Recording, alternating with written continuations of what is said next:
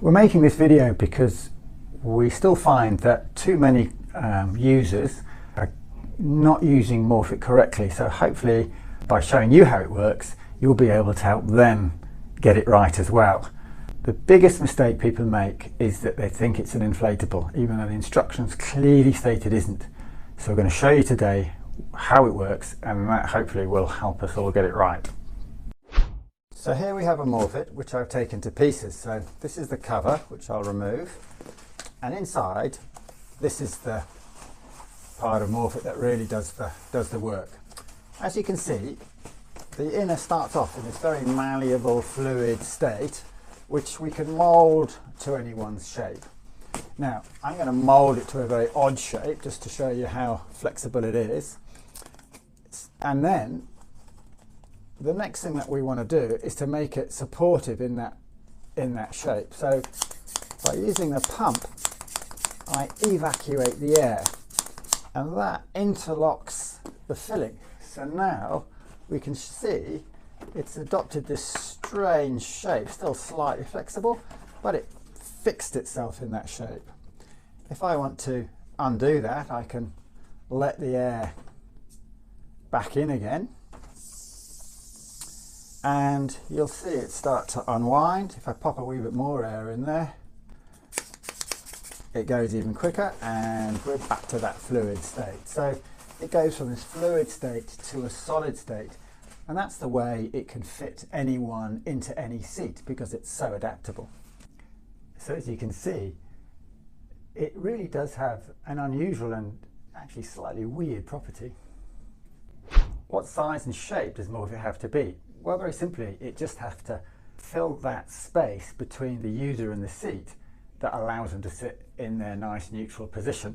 So the size and the shape, the size of the person can be adapted by the flexibility of Morfit, and the thickness of the gap will be determined by the way that they imprint their back into the beads, which can vary in thickness.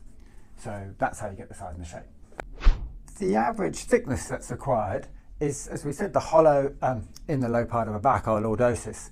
And so if I stand with my back against the wall and try and place my hand in there, my fingers slip through, but the fat of my hand doesn't. And that's a pretty average measurement. And where does it actually go? What's the best position for Morfit? Well, a very simple way of getting it in the right position is to sit back in the vehicle seat till your backside hits the back of the seat, and then to lean forward and let it slip down as far as it will go, and it will just get to your belt line, the top of your buttocks. We must remember that it has to support not only the lumbar spine, but also the top of the pelvis, because it mustn't let the pelvis roll backwards.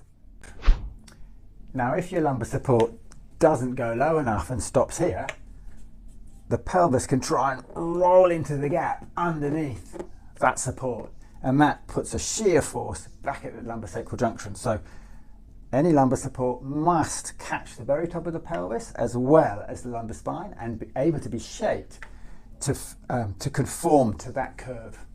So now I'm going to give you a quick demo of how to use Morfit in the car. It is actually very simple.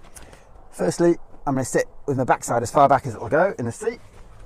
I'm going to drop Morfit down behind me till it hits my belt line and just the top of my pelvis. I'm going to pop it onto the blow nozzle first and put a few pumps in. Now, the reason we do this is because it actually makes me sit in a really nice upright position, but it doesn't create even pressure across my back, so it pushes people tall, but it acts a wee bit like a bar. I've now taken it off and I've wriggled in, so it's now adopted most of my shape, but the beads aren't fixed yet. Put it onto the other nozzle, vacuum pack it. Now the beads are fixed, and if I take it out, you'll see they've adopted my shape. As you can see, this is the shape of my back in this seat. Doesn't look very pretty without the cover on, but that is the little cast that you've made. So the long nozzle is for blow, and the short nozzle is for vacuum set. Now all the actual instructions and reminders are printed on the side of the pump, and it also reminds you which way is open and closed for the tap, because obviously the tap has to be closed once you've vacuum set it.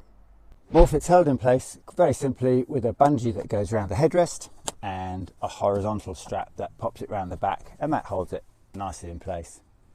And how do you know if someone actually needs a lumbar support? Well, a very simple question is, does the pain get worse when they drive? Because if the answer is yes, well, there's something wrong with their driving seat. The other one is stiffness when they get out of the car. So if they don't actually have pain, but when they get out of the vehicle, they find it difficult to stand up straight, then that's another telltale sign that they've actually been sitting in that position and they get stuck like that, and they probably need one as well. If at the end of all this you still have some issues or you need help, please get in touch and we'll try and help you out.